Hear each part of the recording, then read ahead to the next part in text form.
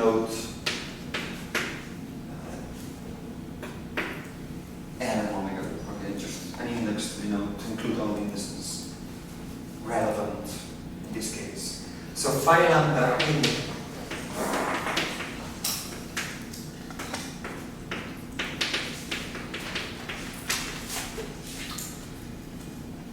so in this case, chi minus is the Cauchy surface. That's our choice. It's the choice of Cauchy surface. When I say Cauchy, Cauchy-ish. Okay, so this is I times and then the integral along is chi minus.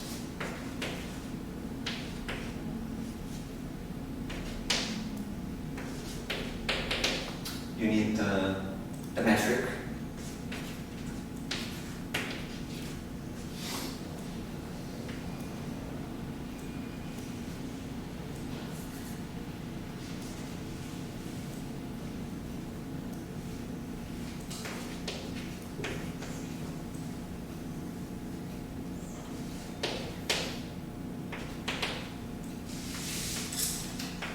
And you evaluate the integrand and chi minus. So remember, there was a dead, so we're looking at chi minus.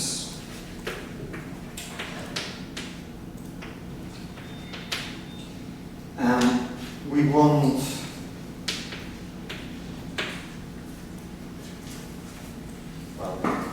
we really want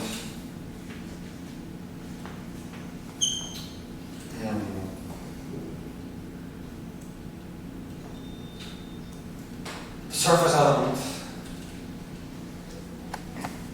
the directed, so that's perpendicular to chi minus.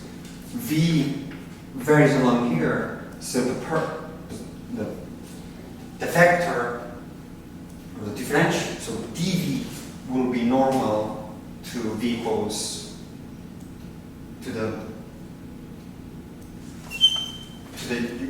so this will be dv.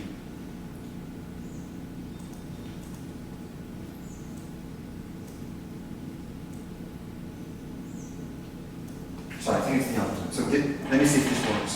So this is a u equals constant hypersurface. So the normal to that should be du. Okay? But the metric goes like minus du dv.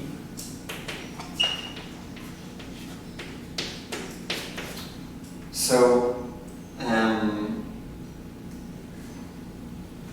d sigma mu is proportional to delta mu u, but in here, what goes in here is d sigma covariant, sorry, contravariant, and the covariant derivative.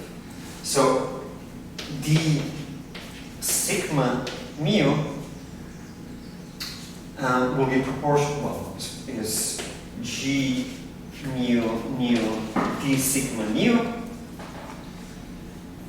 D sigma mu is proportional to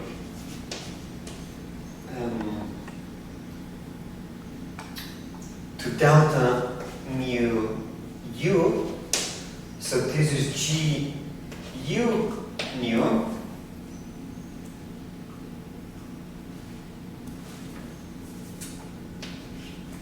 And that's only zero. Sorry, it's only non-zero whenever nu is equal to v. So this is proportional to delta nu v. And that's the reason why this will be proportional to delta nu v, delta, well, here it's mu, and so delta v. And that covariant derivative.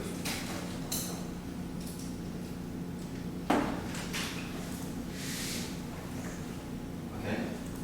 So always, that's the reasoning to follow. This is u equals constant.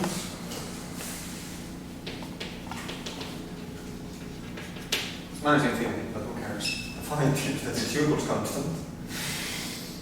And so the normal to that is du.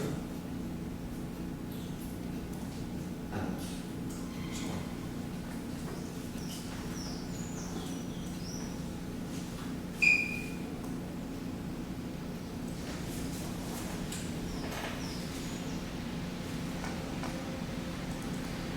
on. Okay, so you evaluate the integrand as chi minus.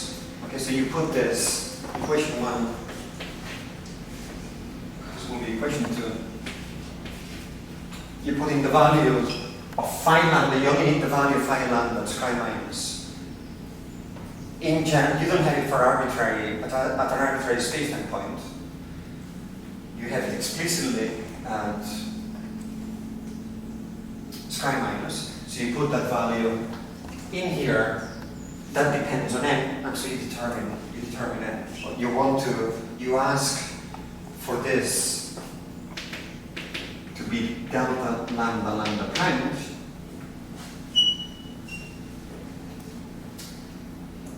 and so that determines n, the normalization constant.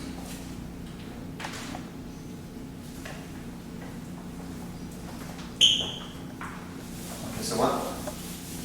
I won't do it explicitly, but try to do it. So equations 1 and 2 determine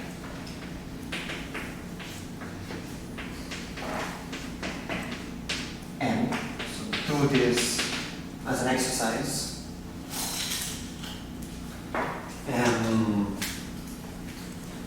It determines you are going to get n times n. I'm missing a star here. You're going to get n times n star. You're going to get the absolute value squared of n. So this equation only determines the absolute value of n. Okay. You've got a phase, an arbitrary choice of a phase. Just choose whatever you want. You know, the sensible thing is to choose it to be real values. The phase to 0. Do not overcomplicate things unnecessarily. This phase is totally unphysical. What is 1? Sorry? Oh, sorry, what is 1? Nothing is 1. Oh, equation 1, I just deleted it. Equation 1 was the value for phi lambda. That's chi minus. And exponential times I omega b or 1.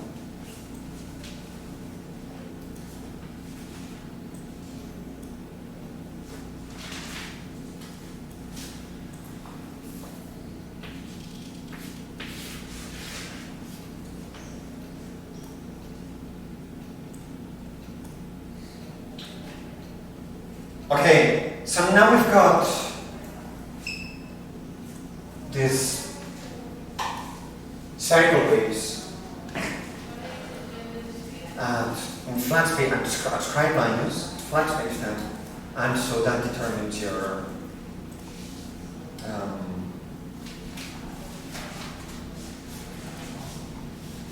determines the Minkowski vacuum.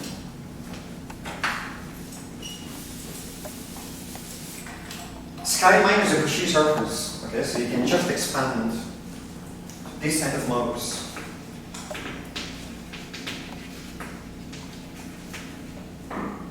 Defines the Minkowski vacuum on sky minus in the following way. You just expand your arbitrary solution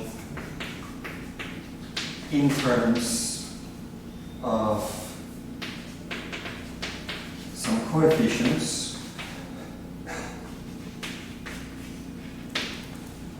which are the coefficients of the phi lambda n. So now, as I say, Cauchy surface, okay? Cauchy in quotes. So you don't need modes. Just flat space then. You don't need modes. You don't need any more modes. Okay, now you can fold up the integral which change the sign, omega to minus omega.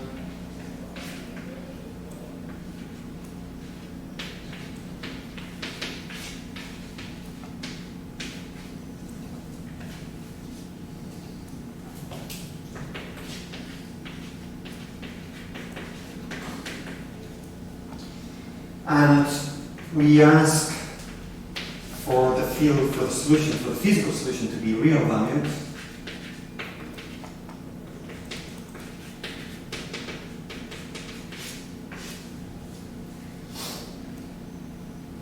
Sorry, first of all, we're changing omega to minus omega. So first of all, we have the positive frequency part, we have the negative frequency part. So in here, we're changing the value of omega, Lm minus omega, Lm minus omega.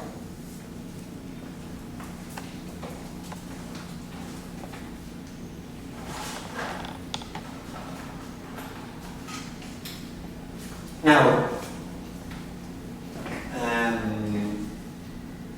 well,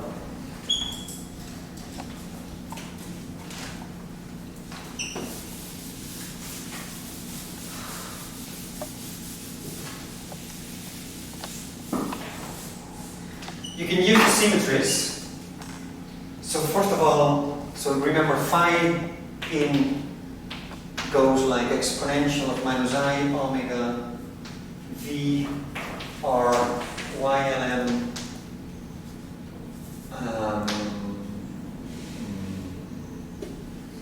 n l omega, which is just 1 over square root of 4 pi absolute value of omega. Okay, so now change the value of omega here.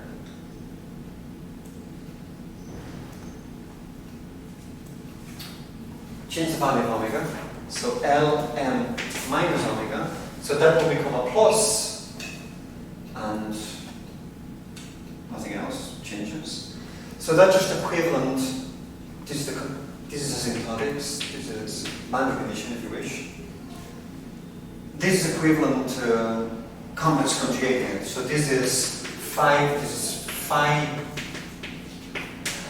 in star Lm omega. Okay. So the symmetry that omega to minus omega is equivalent to complex conjugation is satisfied one by the boundary condition and two by the radial ODE. So V is real and it does not depend on omega. Okay. So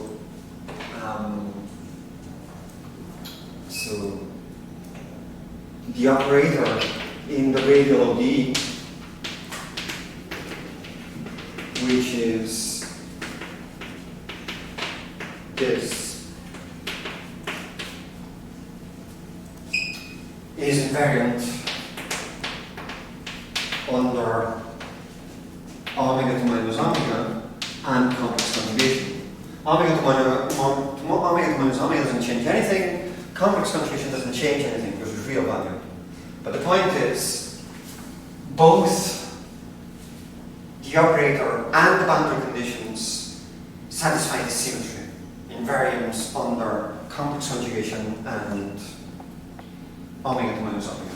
So this means that phi in is invariant under complex conjugation and omega to minus omega. Please do not get confused. A lot of people look at the ODE and say, oh, the solution, if the ODE satisfies some symmetry, they say, okay, the solution will satisfy the symmetry. That's not true. If your boundary condition does not satisfy the condition, then the solution does not have to satisfy the condition. You need both things. This does not uniquely determine the solution. These two things do uniquely determine the solution. And so you need both things to satisfy a certain symmetry for the solution everywhere to satisfy that symmetry. Okay? This is a common mistake that is seen over and over again. Okay, the two things satisfy this symmetry, the full solution. So now this is true for all x if this was only true, this invariance was only true at sky minus, this is true at everywhere. Sorry, Mark. Yeah. Is the y real? The spherical Yes. one. Oh. Oh, shit. Shit. Yes. Okay, sorry, you're right. Good point. Good point. I mean, it doesn't change any of the physics. This is not going to change any of the physics. I mean, this is still valid. But you're right. So we need to change m to minus m as well. So the y, so you're right. So the y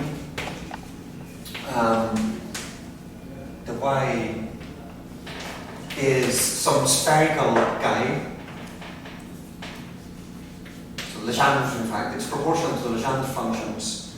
And then the phi part is exponential via n phi. So this guy is real valiant. This one is not. But complex conjugating it is equivalent to changing n to minus n. So you're right. So let's do this. So this is L minus m minus omega is equivalent to complex conjugation. That is also true for the radial OD. If the radial OD does not even depend on m. And so this is what we have. Thanks.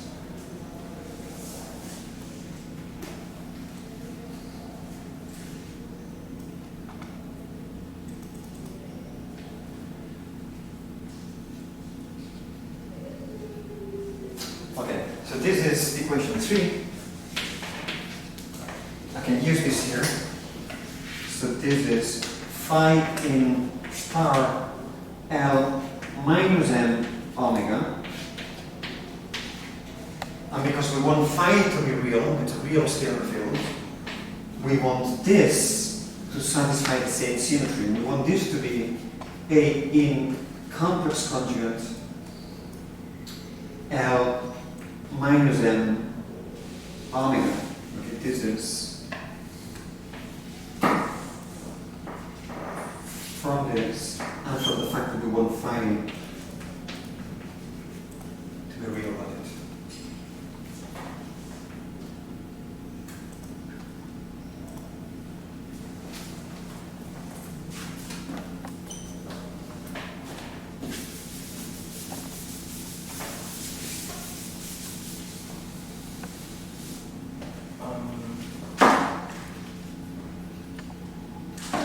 Because this summation is analogous to minus L12. Sorry? Could I, because the summation, could I just... Yeah, that's what we're going to do now. So phi is integral over the positives.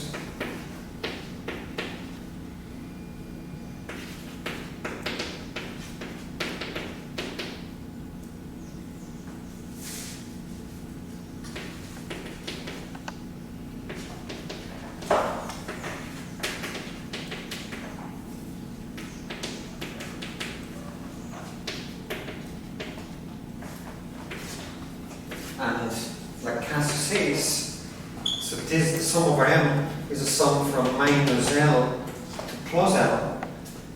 You can just change the sign of m. That's not going to change the sum. If you sum from minus L to L, it's the same as summing from L to minus L.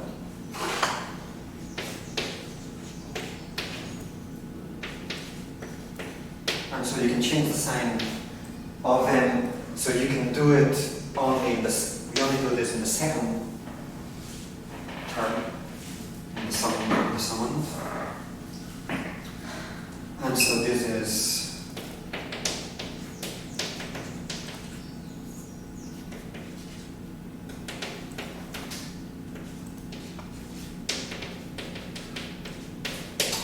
just this.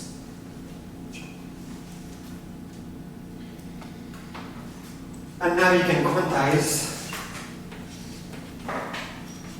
You promote the A's to be operators and phi to be an operator as well.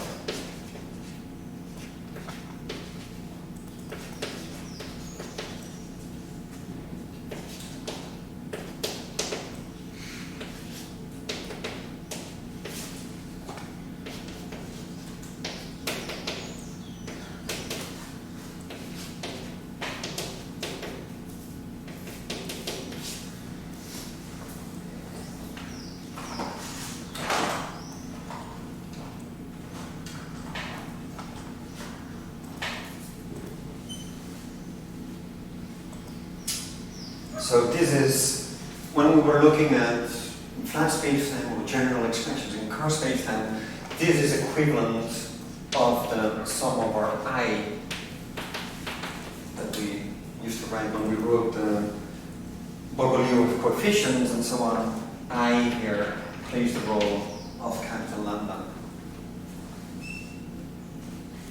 Okay, and now we can define the Minkowski vacuum.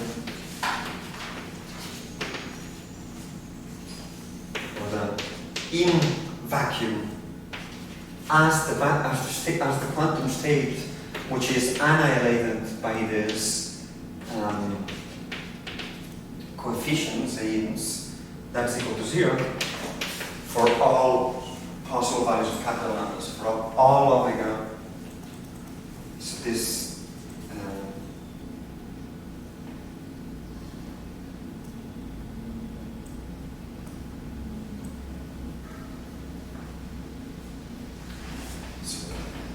lambda now means, all lambda means all omega positive, all L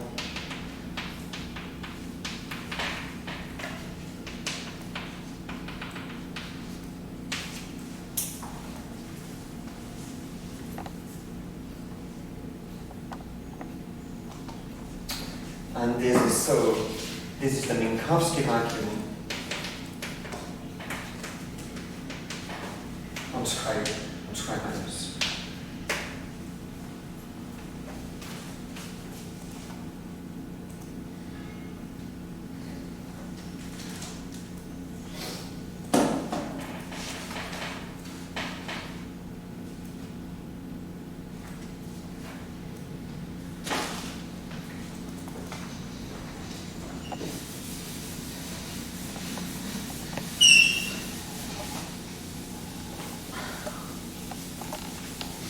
Okay.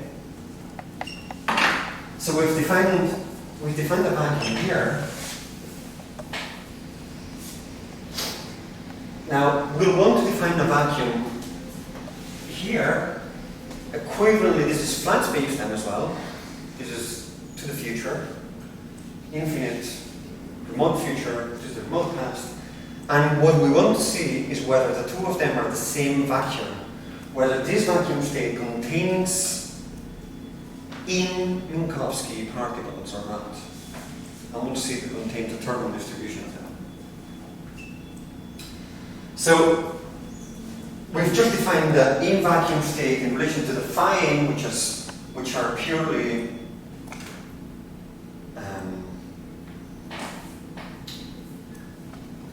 so say, okay, so we've got phi in. So say that we've got so exponential of minus I omega u. Which way are they going? This way or this way?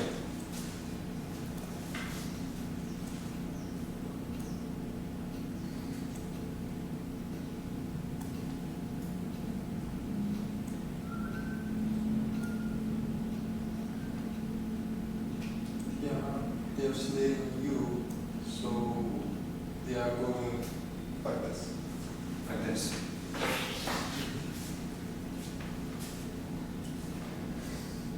Any other suggestions?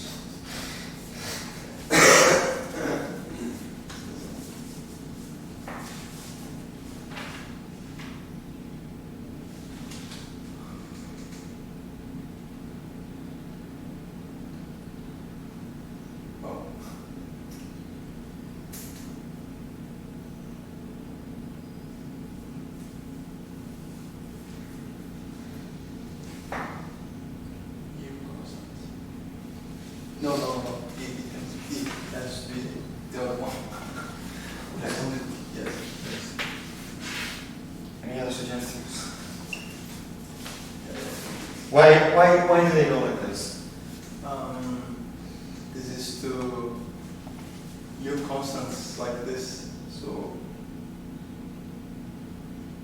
the U constants is like this lines. Yeah. So I would say they are like this. Why?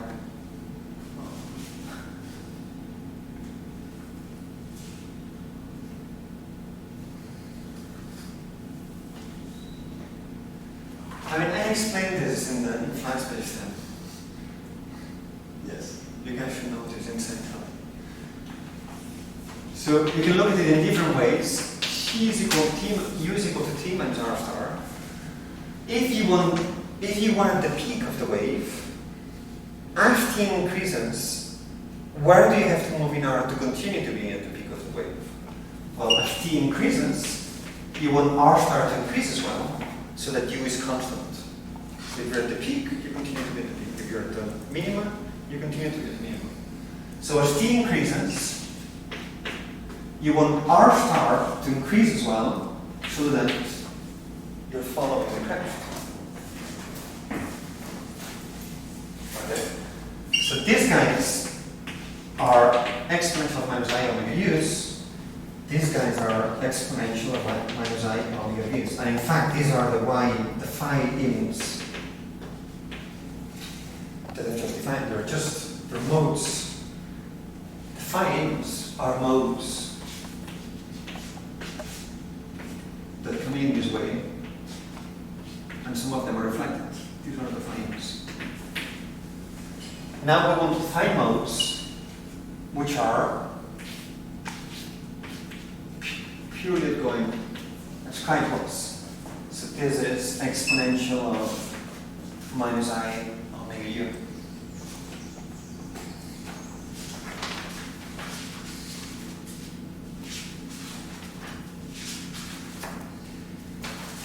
Okay, so we're defining new modes.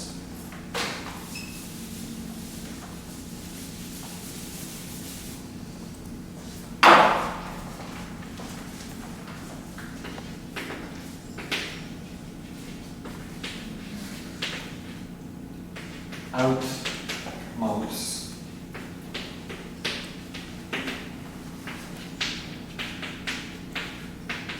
So that at chi plus, there's a normalization constant. You still have the spherical harmonics, and in here we want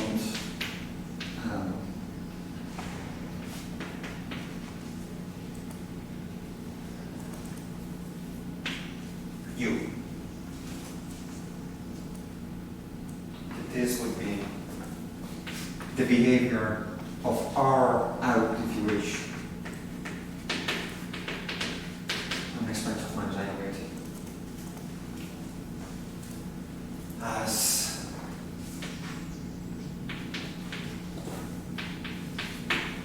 R goes infinity. So the phi lambda out are positive frequency with respect to U, which is the affine parameter U along chi plus, and that's true when omega is positive. When omega is negative, it's your negative frequency modes with respect to U.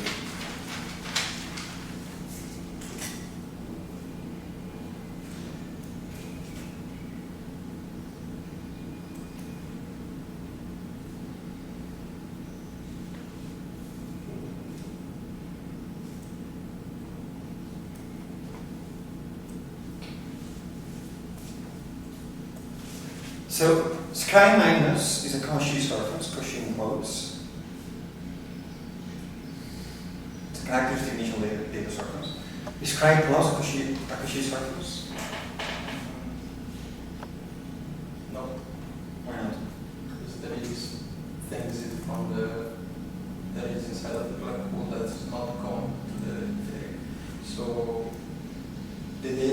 goes there, it cannot go to. That's right. So you evolve your field, if you wish, from chi minus.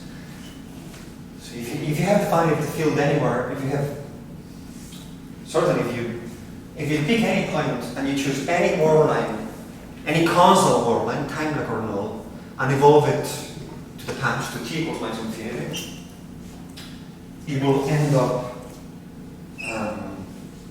well, it's chi minus or L minus. If you do it to the future, it could end up at chi plus, but it could end up at r equals the singularity. Okay. So Sky plus is not a Cauchy surface. Sky plus plus H plus, where H plus, I mean all the way from here to here, that is a Cauchy surface. Okay. Any causal curve must, if you extend it all the way to the future and all the way to the past, must go through H plus union Sky plus.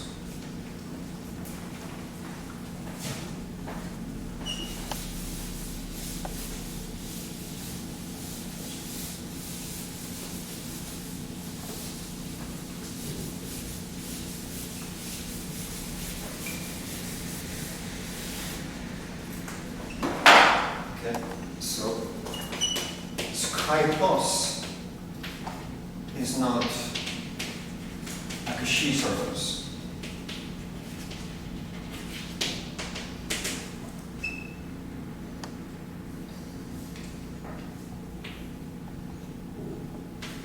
But H plus union Sky plus is.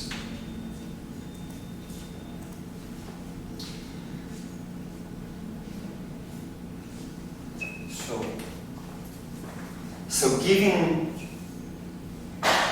it's not sufficient to say what the value of the modes is at Sky plus. You need to say what the value of the modes is on Sky plus union H plus.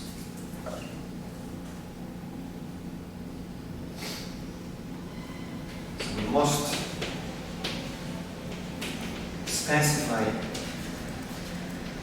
field data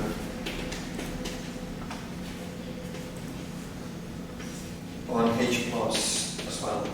When I say field data, I mean Cauchy data. When I say Cauchy data, I mean the value of the field and the value of the derivative of the field normal to hypercircles. Because if you look at the Kirchhoff integral that I gave in the CFD part of the course, that's the data that you need for the field. So that if you know the green function, the retarded green function, and the advanced green function, you can evolve the data to the future, arbitrary to the future and arbitrary to the past. Okay, so we must give the value phi out on H plus as well, and we just choose it to be 0. So we choose phi lambda out x to have 0 Cauchy data. Okay, so as I say, every time I say Cauchy data, I mean the value of the field, of the derivative of the field perpendicular to a Cauchy hypersurface. So in this particular case, perpendicular to H plus. To have 0 Cauchy data on H plus. So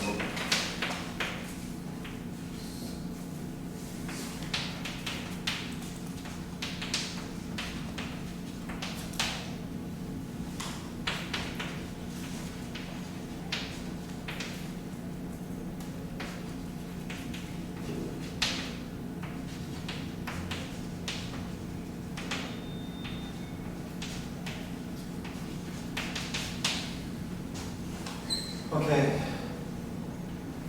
So is that a complete set of modes? Find out. And the complex conjugates.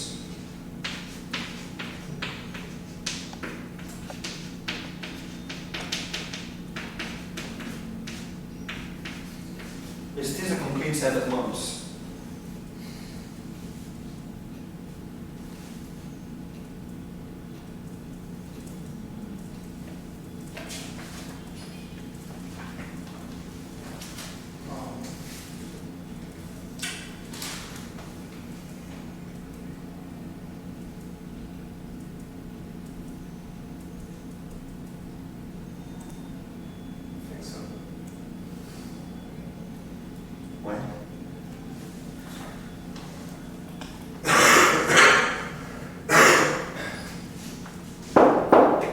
Cauchy data for phi plus, phi out, is 0 at h plus.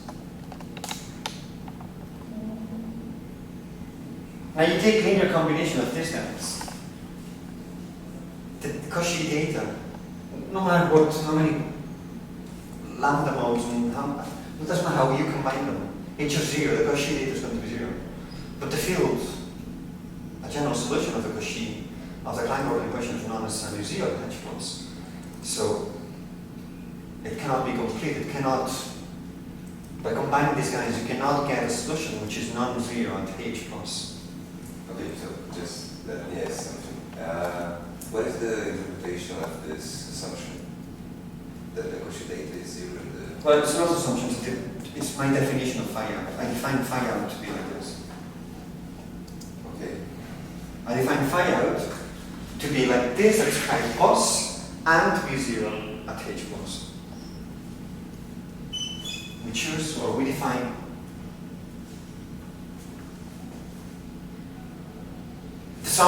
the consequence of that is that it's not a complete set. This is not a complete set.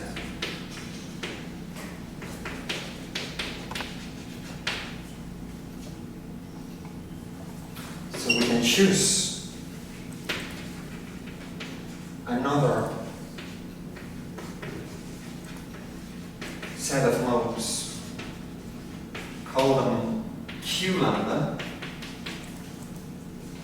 such that phi out and Q lambda and their converse conjugates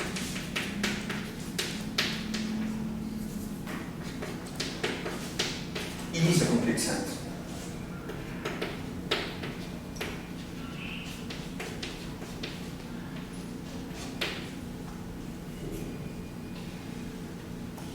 Okay.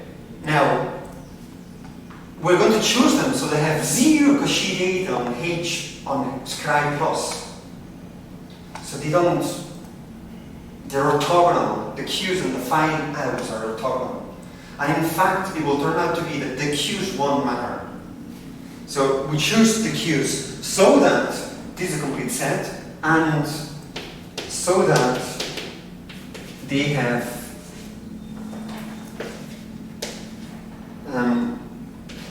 Cauchy data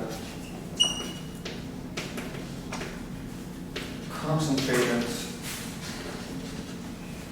entirely on H plus as time goes to infinity.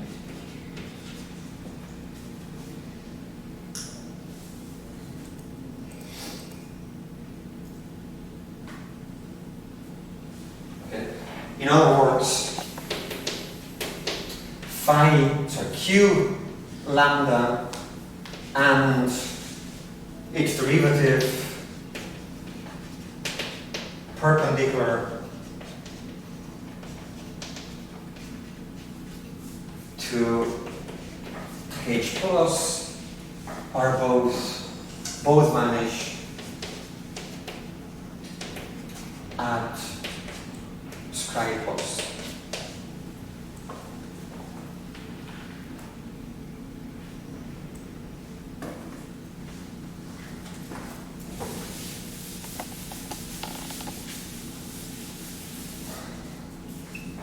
So, observations on scribe plus will not end on the form of the Q's. And we'll just interested in observations at scribe plus. We are people at scribe plus observing black holes. Obviously, we also normalize them in the appropriate way.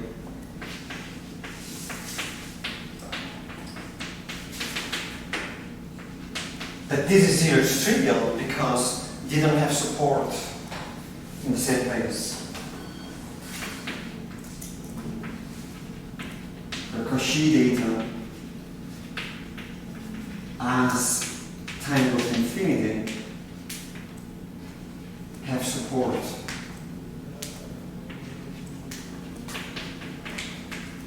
On disjoint regions.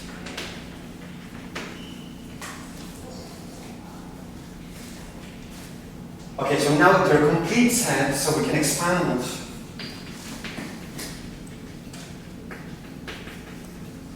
the field in terms of both modes.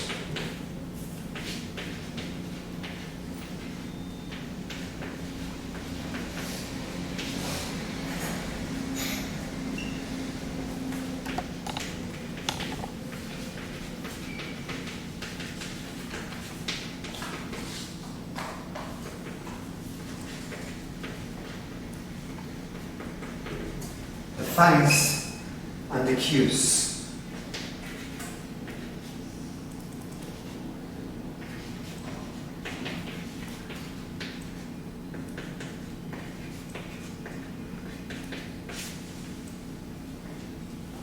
And define the Minkowski vacuum with chi plus in a similar way to the way we define it at chi minus.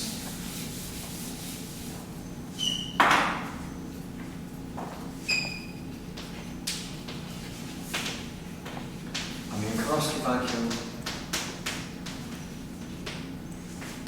out on chi plus via answer quantum state, which is annihilated by the out coefficients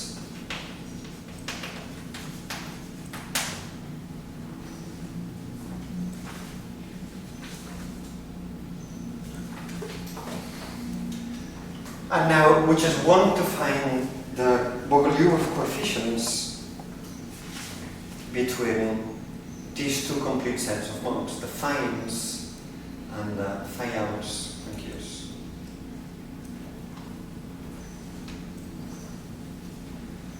Any questions? Is there any reason for any physical reason related with why you place or why you set phi out at 0 at h plus? Because that's why you need to introduce this Q lambda to. I mean, we don't have to do it. But the point is, if I don't do it,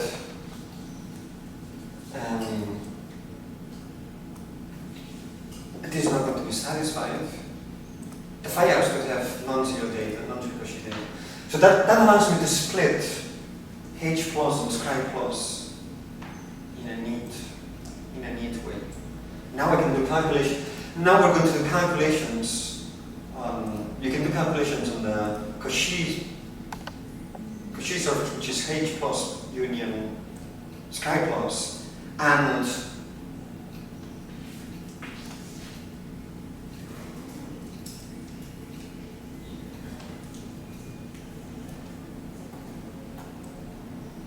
it just allows you to split things neatly between what has support on H plus and chi plus, but you don't have to do it if you want to.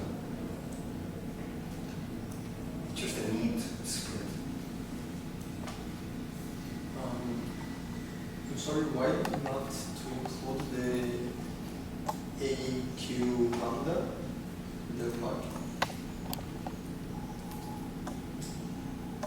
Because, I mean, that's just a definition of, because all we want, so the AQs really work on H plus. The AQs are coefficients of the Qs. The Qs only have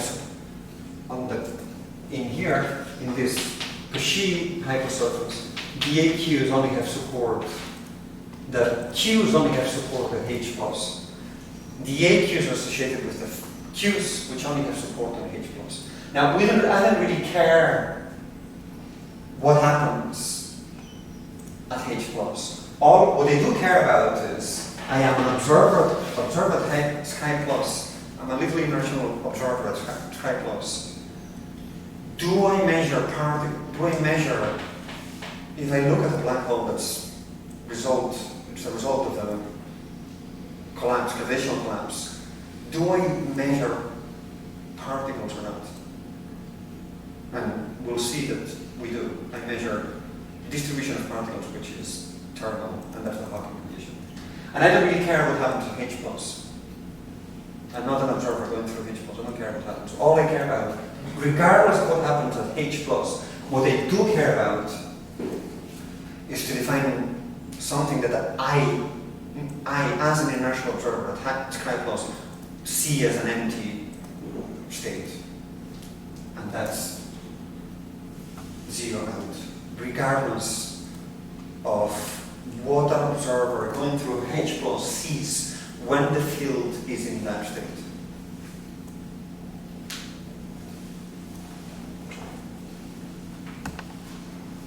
Any other questions?